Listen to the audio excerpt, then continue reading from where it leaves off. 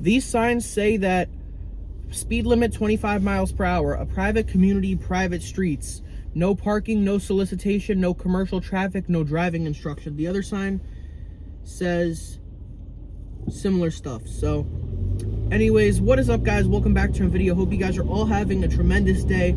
As usual, if you are new, please make sure to like, subscribe, and always comment down below. In this video, we are in the Bronx. We're going to take a tour of the Fieldston neighborhood as well as Riverdale. They're pretty much one and the same. This is the wealthiest part of the Bronx. There are some really big mansions over here. Now, when you think of the Bronx, you don't typically think of neighborhoods like this. You typically think of drill rap, hip-hop, Yankees, crime, poverty, stuff like that. You don't really think about, Jesus, that house is big. I'm gonna have to turn around and show you guys. But yeah, you don't typically think of neighborhoods like this when you are in the Bronx, but they exist. A lot of people in these areas, they don't like to be associated with the Bronx. So if you ask them where they're from, they'll say Riverdale. They won't say they're from the Bronx. That's the house on my right. It's huge. This is also one of the only parts of the Bronx that is predominantly white. Most parts of the Bronx are predominantly Hispanic or African American. But there's a couple other neighborhoods in the Bronx that are predominantly white. Like I think Throg's Neck might be predominantly white. Country Club. Despite the name Country Club, it's actually not like a really wealthy area. Country Club's nice. It's a nice neighborhood, but it's not like this. Not even close. Pelham Parkway. Pelham Parkway might be more Hispanic. I'm not sure, but that's also a very nice area. But I mean, you know, you cross the highway, you cross the freeway over here, and it is like totally different. We might wind up in Yonkers. We're so far north in New York City that we might wind up in Yonkers. I'm gonna take a left here. We got a Jewish family walking over here. You can't see them, but yeah, there's a lot of Jewish people over here, I noticed. Streets are really narrow. It's raining a little bit today. It's been raining a lot lately, actually, but you know. So when I looked up the statistics of this area, the average housing cost, the average price for a house here was like $600,000, which doesn't seem accurate. There's a lot of apartments in Riverdale, like you know, right across the Major Deegan. There are a lot of apartment buildings and, you know, middle-class areas where a lot of people rent. That's why it says 50% of the people in this area rent, which obviously these people don't, but right across the Major Deegan, I bet most of those apartments are rentals. So anyways, those apartments are probably bringing the like skewing the statistics, but around here, I bet these houses are worth well over $1 million. It's New York City. The most expensive city in the world, so you can imagine. So I think we're crossing, this is either the Henry Hudson Parkway or the Major Deegan. I think this is the Henry Hudson Parkway, but yeah, once you cross the Henry Hudson, it's very, very different. So we'll show you some of that in a minute. I'm not editing this video, so I apologize about the red lights, but this is what it is.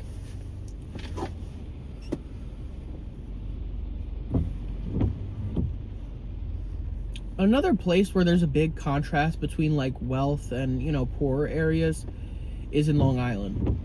I've only been to Long Island maybe twice in my life. I'm from Jersey, but New Jersey and Long Island are like different galaxies away from each other, so I've never really had a reason to go out to Long Island. Anyways, Hempstead and Garden City. Garden City is very wealthy.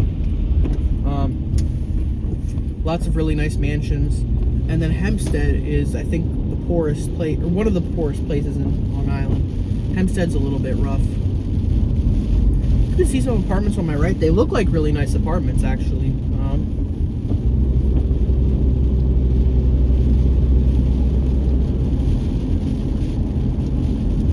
Oh, there's a speed camera. Let me slow down. I'm only going 5 over the speed limit, but you never know.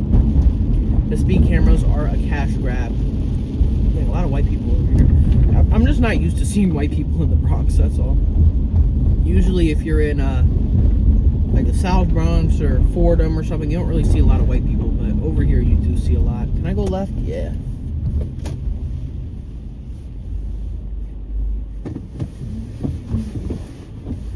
I'm back up a little bit so people can cross the street.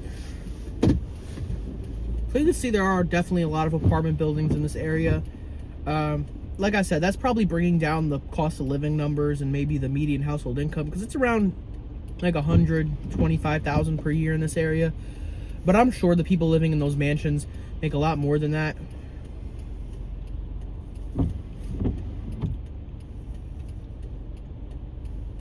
Oh, it's a cute dog there. Got a lot of people on mopeds doing deliveries today.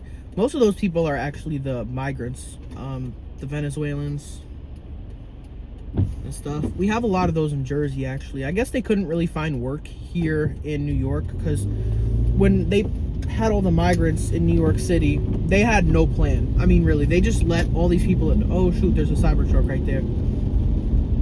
How can you drive a Cybertruck with a straight face? I don't know how, but anyways. Okay, we're not we're not in the nice part of Riverdale anymore, so let me go back over there. I'm probably gonna need directions, but I'll just make a left right here and see what happens.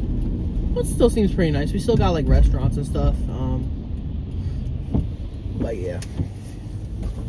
Yeah, New York City really had no plans with the migrants. You know, if you're gonna, allow these people to come into your city, at least have a plan. And they never did, so, it's very irritating. And, I feel for these people, because you got to think about where they're coming from. But at the same time, the city never had a plan for them in the first place, so. See, this is more what the Bronx looks like. We're going to turn left on Greystone Avenue. We're at West 238th and Greystone. But yeah, this is what most of the Bronx looks like. But you guys saw in the beginning of the video how different Riverdale looks, or Fieldston. Well, like I was saying, a lot of the migrants came over to Jersey because there were more jobs, I guess, for DoorDash, Uber. A lot of Uber drivers are the migrants, too.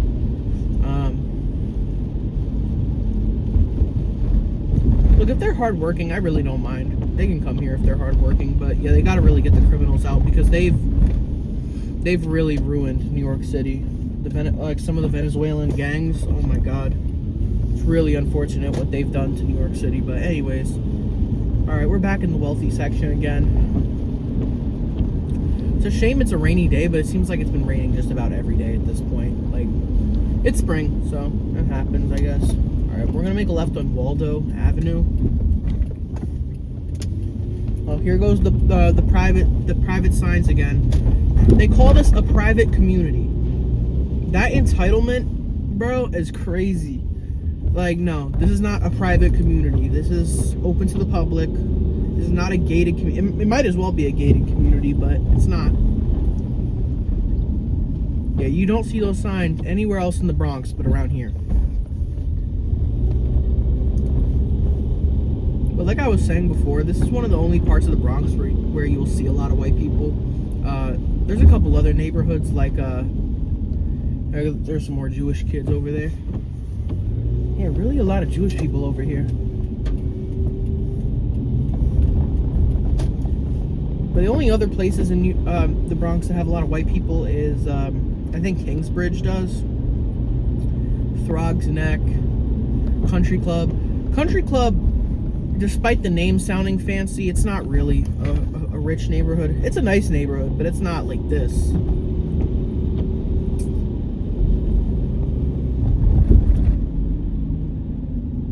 The contrast between here and the South Bronx is insane. Like, the Bronx is not as bad as people make it out to seem. I love the Bronx myself. I think it's a great borough. A lot of diversity, good food, cool neighborhoods, nice parks, you know what I'm saying? But people really hate on the Bronx. Like, okay, this is a dead end. Oh, there's a lake right here. This is pretty. Look at that. That is beautiful. Let me get out of here. But yeah, like I was saying, the Bronx is not nearly as bad as people make it seem. Like, people still think that the Bronx is as bad as it was in the 80s or the 70s. But can you imagine, like, a lot of these houses are really old. Can you imagine, like, now the South Bronx in the 70s and 80s was a literal war zone. Like, it was worse than anything in America today. Like, 70% of the South Bronx was burnt to the ground by landlords who weren't getting any rent money, so they just burned the buildings down for insurance purposes. Like, people in the Bronx back then, they had to, like, I don't know, like, they had to wear their shoes, you know, and keep their belongings in certain places in case their building goes up in flames. Like, can you imagine? That's really terrible. You know, okay, we can't go that way, so we'll make a left on West 245th Street. But can you just imagine living in the Bronx at that time in the 1980s? And to think, like, how much the Bronx, or specifically the South Bronx, has improved.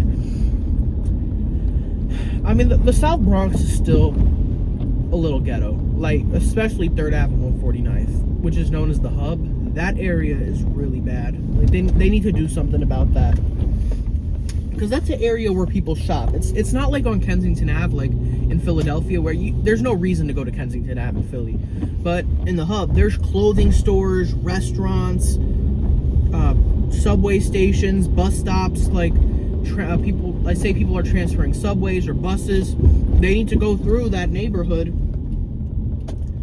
And unfortunately, that neighborhood, like, say you have kids, you know, walking around, like kids going to these clothing stores, you know, people on their way to school, and they have to see those needles on the ground and, like, people shooting up in that, like, little park area. It's terrible.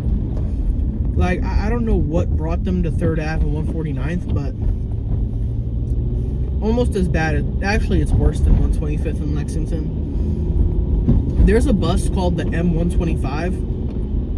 The M125 goes down 125th and Lexington and 3rd Ave. That is like, that is the Hood Tour Express right there. And you know, imagine what kind of people go on that bus. Imagine how many people, homeless people. All right, can we go left? Yeah. All right, we're gonna make a left on Fieldston Avenue. But yeah, I took a ride on the BX12 one time, and I couldn't, or no, it was the BX19, I think. Yeah, BX19. I could not believe how many people go through the back door. How many people don't pay for the bus in New York? It's crazy. Like, in Jersey, if you don't pay for the bus, they'll kick you off the bus. You have to pay. Here in New York, people just go through the back door like it's nothing. And there are so many people going through the back door of the bus that there's really nothing the bus drivers can do. And these are the same people that are going to complain that transit is dirty, that, you know, the buses are always late and dirty and whatever.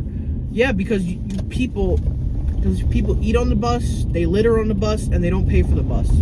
That's a really beautiful house right there. The one that looked like a Spanish-looking house with the roof tiles. Alright, that's going to wrap it up for today's video. I hope you guys enjoyed. This is our tour of the wealthiest part of the Bronx, and I hope you guys enjoyed.